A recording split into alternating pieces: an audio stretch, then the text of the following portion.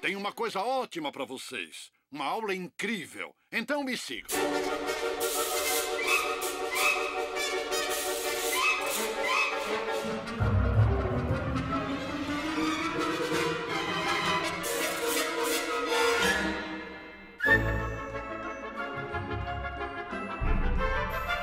Gary Giroux is the best animal trainer in the world. He cares about the animals, and he treats them with respect, and he loves the animals, and that's important.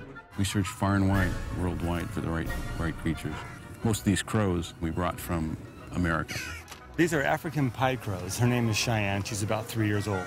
Typically found throughout Africa, raised in captivity in California. Hand-raised babies are much better than wild-caught babies. When you first get them, you get them used to your voice, hand-feeding them, take them around with you so they can see everything. You raise them on the movie sets. Come on. Then you start flying them A to B, person to person, and then you start teaching them little tricks. In Harry Potter 3, we used the bats quite a bit, mainly in Hagrid's hut. They did a lot of flying around. The director, Alfonso, loved them, so he wanted them more and more all the time. And it was quite a challenge training them. Matter of fact, a lot of people didn't think we could do it. We used a food reward system. They loved banana. They became very handleable very quickly. They're really neat. I mean, it was probably my favorite animal that I've ever worked. They were so much fun. We'd fly them in 3 or 4s, and it was very challenging, very much like the owls, flying them the exact same way. Tem uma coruja muito inteligente, Sr. Potter. This is Wotan, and actually he's one of the 4 snowy owls we have play the Hedwig character in Harry Potter. Snowy owls, along with the other owls that we see in the film, have all been trained to do different behaviors, which is hard for an owl because owls in general aren't the most intelligent of animals.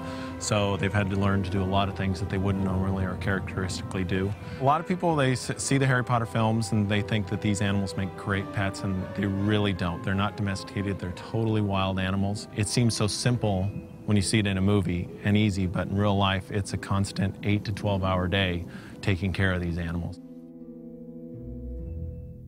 Sabia que os egípcios veneravam os gatos? É, assim como os escarafélios. You're going to meet Crackerjack, who plays Crookshanks. He's not been seen before. This is his first film. But before we film with him, he has to go into hair and makeup because he's beautifully groomed. So we have to make him look manky and disgusting. Basically, every time we groom him, we keep any undercoat that comes out, and then I spend my evenings making little mats. And all I do is the fur that he loses, he sheds, I just roll into a little ball and I attach them to a little tiny clip, and then attach the clip to his fur so he looks really scruffy and matted.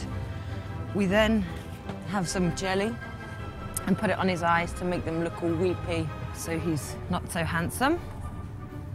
And then we have a little bit of brown eyeshadow that we put on his face to make him just look a little bit more like he's cross. And then he's ready to work. Oh, good boy.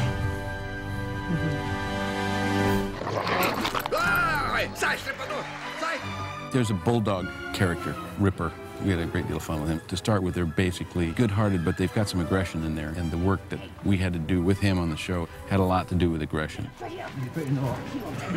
had the most fun with that behavior the bulldogs did.